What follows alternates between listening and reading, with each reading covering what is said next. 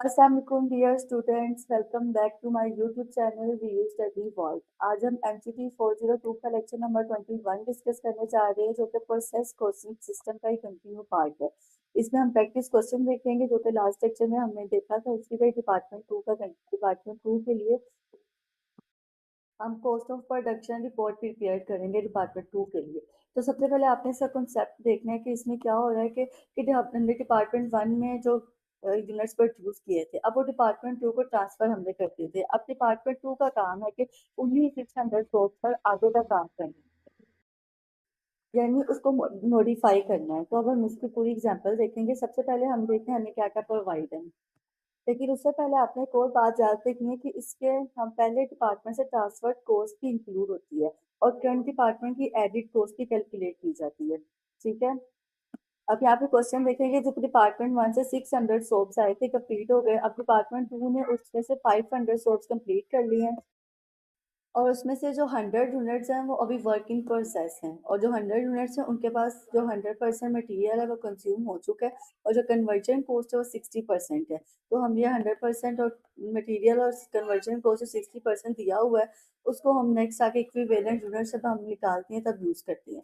ठीक है। अब यहाँ पे कॉस्ट देख लें। कॉस्ट जो फर्स्ट डिपार्टमेंट से रिसीव्ड हुई है वो 540 थी हमारे पास, जिसको मैंने लास्ट सेक्शन में भी देखा था। और जो डिपार्टमेंट 2 की कॉस्ट है, उसमें डायरेक्ट मटेरियल इतना यूज हुआ है, डायरेक्ट लेबर 112 का यूज हुआ है, मतलब डायरेक्ट लेबर 112 का आया है, और जो फैक्ट्री ओवरहेड है वो 168 का आया है। और इनको हमने ऐड किए, जो 430 बन गए हैं, और 540 भी इसमें ऐड कर देंगे तो हमारी टोटल कॉस्ट आई है डिपार्टमेंट 2 के अंदर वो 970 आएगी। अब हमने क्या करना है कि cost of production report prepare करनी है। तो सबसे पहले यहाँ पे क्वांटिटी शेड्यूल है। अब क्वांटिटी शेड्यूल में हम देखते हैं कि कितने यूनिट्स डिपार्टमेंट में आए हैं और कितने यूनिट्स कंप्लीट हुए हैं। तो यहाँ पे देखें तो हम यूनिट से फ्री फ्रॉम प्रीवियस डिपार्टमेंट, यानी क्या होता है, 600 हमारे पास आए थे ना, तो यहाँ पे 500 कंप्लीट हो गए हैं, और उनमें से जो 100 है वो भी स्टिल वर्किंग प्रोसेस में है। ठीक है। टोटल यूनिट हमारे पास कितने हैं, 600 है। और नेक्स्ट टाइम हम देखते हैं कि ये लास्ट सेशन मैंने आपको बहुत डिटेल से सारे स्टेप्स बताए हैं, पहले आप वो लेक्चर देखिएगा, फिर उसके बाद ये लेक्चर आपको खुद ब खुद बहुत इजी वे में समझ आ जाएगा। ये डिपार्टमेंट 2 के लिए हम प्रिपेयर कर रहे हैं, डिपार्टमेंट 1 के लिए सेम स्टेप्स हमने साथ किए हैं। अब नेक्स्ट हमारे पास course accumulated in the department, यानी कितनी डिपार्टमेंट में कोर्स एक्यूमुलेट किए, तो इसका फार्मूला मैंने यहाँ पे लिखा हुआ है। हमें सारी कोर्स को ऐड कर लेना है, और इसमें फर्स्ट डिपार्टमेंट की कोर्स मैंने आपको पहले ही बताया है कि फर्स्ट डिपार्टमेंट की कोर्स को भी हम ऐड करते हैं इसमें। तो टोटल कोर्स हमारे पास कितनी आ गई, 970 आ गई। अब थर्ड हमारे पास स्टेज है calculation of equivalent unit produce. अब इक्विवेलेंट वर्किंग, अब इक्विवेलेंट जो यूनिट्स है उसका क्या कंसेप्ट है कि जो यूनिट्स हमारे पास एंडिंग वर्किंग प्रोसेस में होते हैं वो कंप्लीट नहीं हुए होते, लेकिन उनकी कोर्स हमने ऐड करनी होती है ना। तो इसलिए क्या करते हैं, हम उन यूनिट्स को हम कंप्लीशन परसेंटेज के अकॉर्डिंग कन्वर्ट करते हैं। ठीक है। उनको कन्वर्ट करके उसके इक्विवेलेंट यूनिट्स निकाल लेते हैं, फिर उस यूनिट्स के मुताबिक हम पर यूनिट कोर्स निकालेंगे, फिर उसको हम अपनी टोटल कोर्स के अंदर ऐड कर देंगे। अब देखिए यूनिट्स कंप्लीटेड इन डिपार्टमेंट 1, वो डिपार्टमेंट 1 में जो सारी यूनिट्स कंप्लीटेड थे, तो वहाँ पे 600 इक्विवेलेंट उसके यूनिट आएंगे। अब डिपार्टमेंट 2 के लिए देखेंगे डायरेक्ट मटेरियल। ये फार्मूला मैंने यहाँ पे लिखा हुआ है कि डिपार्टमेंट 2 के लिए हम जो 100 जो यूनिट से वर्किंग प्रोसेस में थे ना, तो उसको हम कैसे निकालेंगे। पहले डायरेक्ट मटेरियल देखें कि डायरेक्ट मटेरियल हमारा 100% कंज्यूम हो गया है, इसलिए हम पहले इसका फार्मूला यहाँ पे देखें, completed units plus working process multiply by completion का परसेंटेज। तो हमें क्वेश्चन में बताया गया था जो मटेरियल है वो 100% कंज्यूम हो चुका है, तो हमने इसको पुट कर दिया 100%, और यहाँ पे से कंप्लीट मतलब यहाँ पे कंप्लीशन रेट उसका 100% में पुट कर दिया, तो उसके इक्विवेलेंट यूनिट्स कितने आ गए हमारे पास, 600।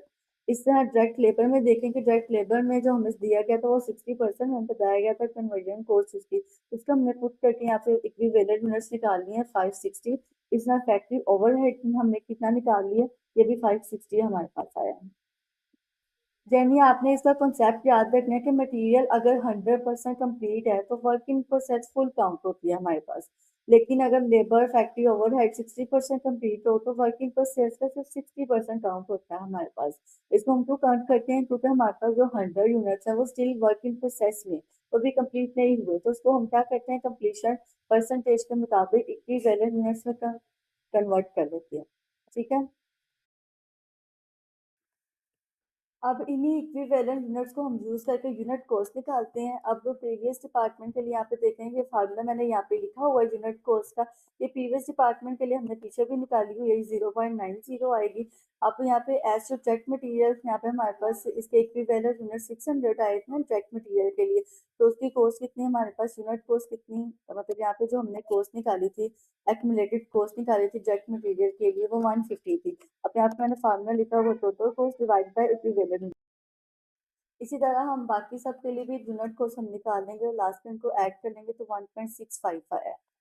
यानी अगर आपको यूनिट कॉस्ट का इजी कॉन्सेप्ट बताऊं तो क्या होगा इसमें कि एक सौ तो डिपार्टमेंट वन से 0.9 का बना हुआ आया है, तो डिपार्टमेंट टू ने उसके ऊपर मटेरियल लगाया है 0.25 का, लेबर लगाया 0.20 का, फैक्ट्री ओवरहेड लगाया 0.30 का, और फाइनल कॉस्ट क्या है ये उस पर सबको ऐड करके 1.65 पर सौ। यानी डिपार्टमेंट टू से निकलने वाले हर कंप्लीट सॉप की टोटल कॉस्ट कितनी होगी है 1.65। तो ये कॉन्सेप्ट है सारा, इसको आपने ध्यान से याद रखना है।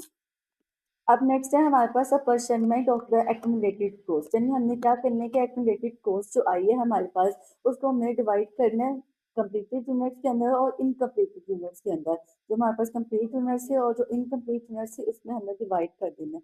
ठीक है, इसका फार्मूला यहाँ पे लिखा हुआ है कि नंबर ऑफ कंप्लीटेड यूनिट्स को हमने टोटल कॉस्ट पर यूनिट से हमने डिवाइड मल्टीप्लाई करना है। अब आपने यहाँ पे देखा होगा कि हर जो स्टेप हम जैसे जैसे आगे वाले स्टेज पे जा रहे हैं तो जो प्रीवियस स्टेज में हमने चीज निकाली होती है वो नेक्स्ट स्टेज में यूज हो रही होती है। तो अपनी स्टेप्स के सीक्वेंस को भी याद रखने हैं और इनके फार्मूलाज को भी याद रखने हैं।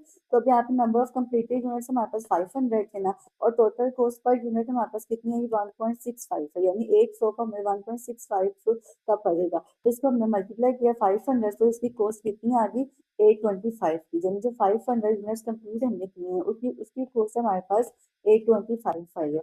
इसी तरह अब नेक्स्ट हम यूनिट वर्किंग प्रोसेस में जो यूनिट्स है उसका निकालेंगे, क्योंकि 100 जो यूनिट्स हैं हमारे पास वो इनकम्प्लीट है। तो डिपार्टमेंट वन की जो कोर्स है 0.9 है, पहले वो हम लगाएंगे 100 यूनिट्स के ऊपर, तो 90 आया है। इस साथ डायरेक्ट मटेरियल हम लगाएंगे 25 आया है। डायरेक्ट पेपर की जो लगाएंगे फार्मूला में पुट करेंगे वैल्यू से हमारे पास 12 आएगा। तो इस साथ लास्ट हम इसको ऐड कर लेंगे तो 145 आया हमारे पास। यूनिट्स इन वर्क यूनिट्स तो जो प्रोसेस में यूनिट है उसकी जो कोस्ट है हमारे पास कितनी आएगी 145 आएगी। लास्ट में हमने इन दोनों को ऐड किया है, जो हमारे पास कंप्लीटेड यूनिट की कोर्स थी इनकम्प्लीटेड यूनिट की कोर्स थी, तो हमारे पास कितनी आ गई 970 आई है। तो डिपार्टमेंट टू में जो टोटल यूनिट प्रोड्यूस हो गए हैं तो सारी इनकी कोर्स कितनी आएगी 970 आएगी। तो ये हमने डिपार्टमेंट टू के लिए भी रिपोर्ट कंप्लीट तैयार कर ली है। तो ये सारे स्टेप्स को आपने ध्यान से अच्छे से देखने में है कि स्टेप में क्या हो रहा है उसका क्या मतलब है। अब नेक्स्ट हमारे पास एक टॉपिक है यहाँ पर normal loss in first department. सबसे पहले आपको पता होना चाहिए नॉर्मल लॉस क्या होता है। Normal loss is the expected loss of units that occurs during the production process under efficient operating conditions। यानी यहाँ पर वो क्या कह रहे हैं कि प्रोसेस कोचिंग इंडस्ट्री में प्रोडक्शन के दौरान कुछ यूनिट्स का लॉस होना नॉर्मल बात होती है। ये लॉस किसी मिस्टेक की वजह से नहीं होता बल्कि प्रोडक्शन प्रोसेस की नेचुरल कंडीशन की वजह से होता है। इस लॉस को हम नॉर्मल लॉस कहते हैं। अब इसकी एग्जांपल देखें नॉर्मल लॉस की कि प्रोडक्शन के टाइम मटेरियल का वेस्ट होना, एवेपोरेशन होना यानी लिक्विड का ऊंच जाना, श्रिंकेज होना यानी क्वांटिटी का कम हो जाना, स्पॉइल्ड यूनिट्स का होना। तो ये सब नॉर्मल लॉस की एग्जांपल्स हैं। इसको हम पिछले लेक्चर्स में भी देख के आ चुके हैं, नॉर्मल लॉस और एबनॉर्मल लॉस। अब यहाँ पे बताया गया है कि सच्चा loss is inherit in manufacturing operations and can not be avoided. यानी क्या होता है कि इसको हम अवॉइड नहीं कर सकते। ठीक है, इसका रीजन क्या है, इसकी इसकी वजह से क्या होता है हमारे पास जो कॉस्ट ऑफ नॉर्मल लॉस होती है ना वो एब्जॉर्ब हो जाती है कुछ यूनिट्स प्रोड्यूस के अंदर। It has a effect of increasing unit cost of good output. जो गुड आउटपुट हमारे पास बनती है ना तो उसका इफेक्ट ये होता है कि उसके ऊपर जो यूनिट कॉस्ट है ना वो इंक्रीज हो जाती है, क्योंकि जो नॉर्मल लॉस हुआ है उसकी कॉस्ट भी हम गुड्स के अंदर ऐड कर देते हैं। तो total cost of the department is not divided by all units process instead. यानी कि इसमें क्या होता है कि हम टोटल कोस्ट को सिर्फ उन यूनिट्स पर डिवाइड करते हैं जो अच्छी यूनिट्स बचती हैं, उन पर डिवाइड नहीं करते जो स्पॉइल हो गई हैं। It is divided only by the good units produce, यानी जो अच्छी यूनिट जो गुड यूनिट्स प्रोड्यूस हुई हैं तो टोटल कोस्ट को हम उसके ऊपर डिवाइड करते हैं। ठीक है, तो ये पूरा कॉन्सेप्ट है, आपने इसको ध्यान से देख लेना। अब नेक्स्ट हमारे पास एक और प्रैक्टिस क्वेश्चन यहाँ पे दिए गए हैं, अब इसको आपने खुद से करने हैं, सारे वही हैं जो लास्ट लेक्चर में लास्ट 2 लेक्चर से हम कर रहे हैं। यहाँ पे देखिए cost of production report department 1 के लिए यहाँ पे प्रिपेयर किया, इस तरह क्वांटिटी शेड्यूल इसका निकालेंगे, कॉस्ट एक्यूमुलेटेड इन डिपार्टमेंट निकालेंगे, कैलकुलेशन ऑफ इक्विवेलेंट यूनिट्स हम करेंगे, यूनिट कॉस्ट निकालेंगे। तो लास्ट में हमारा परसेंटमेंट ऑफ द एक्यूमुलेटेड कॉस्ट यानी इसको डिवाइड कर देंगे कंप्लीटेड और इनकम्प्लीटेड यूनिट्स के अंदर। तो यहाँ पे एक और इसी तरह यहाँ पे नेक्स्ट क्वेश्चन भी है। तो ये सारे प्रैक्टिस क्वेश्चंस आपके प्रैक्टिस के लिए होते हैं। आप इसको सॉल्व करेंगे तो आपके कंसेप्ट क्लियर होंगे, अच्छे से आपको पता चल जाएगा कि आपने इससे आपको पूरा प्रोसेस मतलब आपको डेफिनेशंस भी अच्छे से समझ आ जाती हैं और फार्मूलाज की समझ आ जाती है तब आप खुद से प्रैक्टिस क्वेश्चन को सॉल्व करते हैं। ठीक है, तो नेक्स्ट इंशाल्लाह कल हम लेक्चर नंबर 22 को डिस्कस करेंगे जो कि प्रोसेस कोर्सिंग का ही अगला पार्ट है, इसमें हम और चीजें देखेंगे। टिल देन गाइस, अल्लाह हाफिज। अगर मेरे लेक्चर्स आपको पसंद आ रहे हैं तो मुझे लाइक शेयर और सब्सक्राइब जरूर कीजिएगा। अल्लाह हाफिज।